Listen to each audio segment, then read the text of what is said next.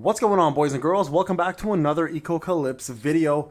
We're going to be doing some free-to-play stuff today. We're going to talk about Neoliths and everything you need to know and which ones you should be focusing on and the best ones for a free-to-play account, especially to set up in your squad and actually deploy within your team. So let's go through this and talk a little bit about ones that are best and most free-to-play friendly and why you want to focus on these. Now, a lot of people are obviously going to want to go for the SSR versions of these. We'll talk a little bit about them and why they're so powerful, but then we're also going to talk a little bit about all of the SRs and the R versions and what makes them so useful for free-to-play players and which ones, of course, are the best to deploy. Now, as you guys know, I have my friend Terrorizer's account who has every single one of these.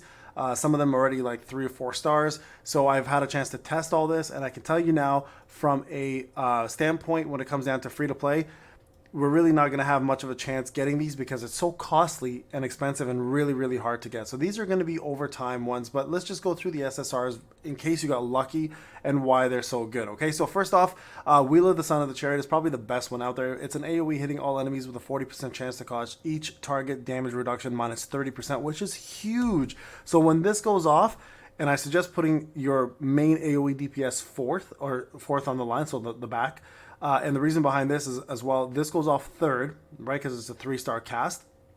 And then when this hits, it has a chance to reduce their damage reduction, which means your AoE units or your damage dealing units will hit even harder on that next round. So very, very powerful. Probably the best one currently out, and one I highly recommend. If you can summon for, go for it. Even if you're free to play, you may get lucky. Who knows? Sometimes we do get that little bit of luck, right? So here we go. We're going to go to Bryonak, which is going to be also a back row attack with a 40% chance to cause units to not be able to get rage. This is a great way to stop opponents from building up rage and doing specials, right? So this gives you an extra turn to avoid any type of special powers coming in or any special moves. So again, very powerful. Still not as good as the Wheel of the Sun Chariot, but still probably the second most powerful in my opinion. And then we have Leviathan, which deals front row enemies instead of back row and has a 40% chance to inflict armor break. And if you don't know what armor break is, it's a 10% reduction in defense and resistance.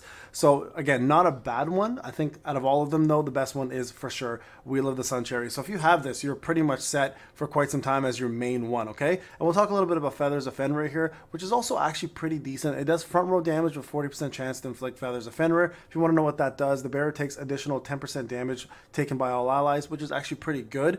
And then also targets opponents with the highest HP for 2 rounds. So not a bad move to have, because anytime you do AoE on other units on that team, the person who has the Feathers of Fenrir takes 10% of that damage that you cause to all of the allies. So can be fairly powerful and good for free-to-play players.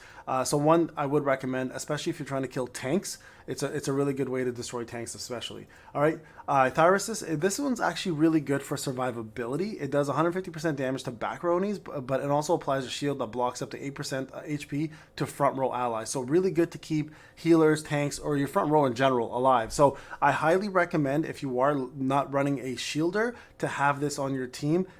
It's actually pretty powerful, and it's only it's a cost 4 rounds and a 3-round cooldown. So every 4 rounds you get yourself a pretty good shield that can survive. And if you get dupes, this goes all the way up to 14% of HP. So my suggestion, out of all of the healing ones, this is probably the best one to go with. Okay, so it would be, here's how my order would go. It would be Son of Chariot, Thyris for sure. Those are the 2 I would have equipped. And then we're going to go all the way up here. I mean, we can do the Futsunamita, hopefully I'm saying that right, which I know I'm not.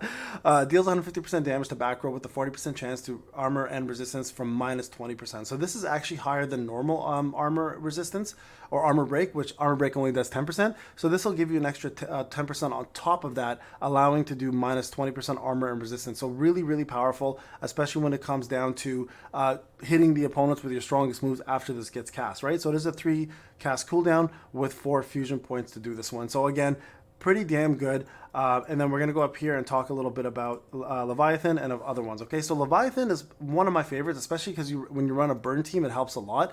So it deals 157% damage to random enemies, so it doesn't have to be front or back, with a 40% chance to inflict burn for 2 rounds. And the burn is actually pretty powerful. The burn deals damage equal to 40% of attack in each round, ignoring armor and resistance. Plus, if you run units like Rayon, if you have paid a little bit to get her, or if you have like Shiyu and stuff, the burn is actually really helpful because they add additional burn on top of that too, right? So pretty damn good move there. And then I also run Crown of Ball right now, so deals 216% to one roll of random enemies with a 40% chance to inflict armor break on each target for 2 rounds. Now the reason why I run this is because I don't have the sword, right? And I'm running the Ankh here because I don't have the Thyrises. So this is actually a really good one. The only problem with this is the fact that it does do a fairly decent heal, but it's only healing 1 unit, while Thyrisis at least gives you the shield for the entire row. So I think going with replacing this one for Thyrisis is your best bet.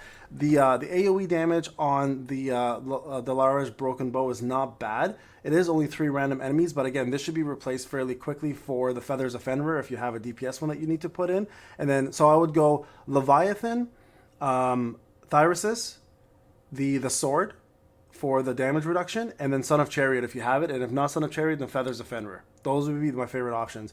Now, Book of Dantillion is not bad. It does have a 40% chance to inflict stun on the target with the highest HP, lasting for 1 round, so this can be a good CC, but 40% chance is fairly low. But the higher you take the breakthrough here, the more this the damage goes up, so percent stay the same. So I mean, it's not a bad one to have, but I would replace this as well too. So the 4, again, I would be running is Leviathan for burn, and overall just damage. I think it's better damage.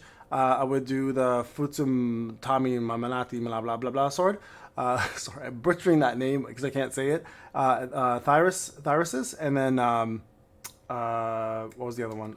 Son of the Wheel Chariot. So again, if you can't have Son of the Wheel Chariot applied because obviously it's not available to you, or you haven't got any of the SSRs, the Feathers of Fenrir is also a really good option, because that whole casting that debuff on the person with the highest HP and then them taking 10% of the damage that all the other opponents take is actually a really great way, again, to kill off tankier units with a lot of HP. It'll just whittle them down so much faster, right? So definitely, if you have a chance to get this and you have a chance to get this, equip them. Especially this one here, again, for tanks, is very powerful. All right, guys, so there you guys go. That is the free-to-play setup. Currently, my deployment is as follows, as you guys see right there, those 4. Once I get something better, I will definitely be updating it and getting rid of some of the blues and putting in some of the SRs, because they are absolutely better. And remember, the stats do go up, right? So as long as you own them and then you level them up, they do go up. So just, you don't have to equip some of these. You can have the blue ones, level them up, and the stats will increase for all of your units and your whole account, even if they're not deployed. So keep that in mind. That's the beauty of having more Neoliths. So the more you collect, the better off you are. But equipping them and having them in the right spots and having auto cast them at the right times is also very important. All right, guys, this is Payne. Hope you enjoyed the video. I'll talk to you guys in the next one. Take care.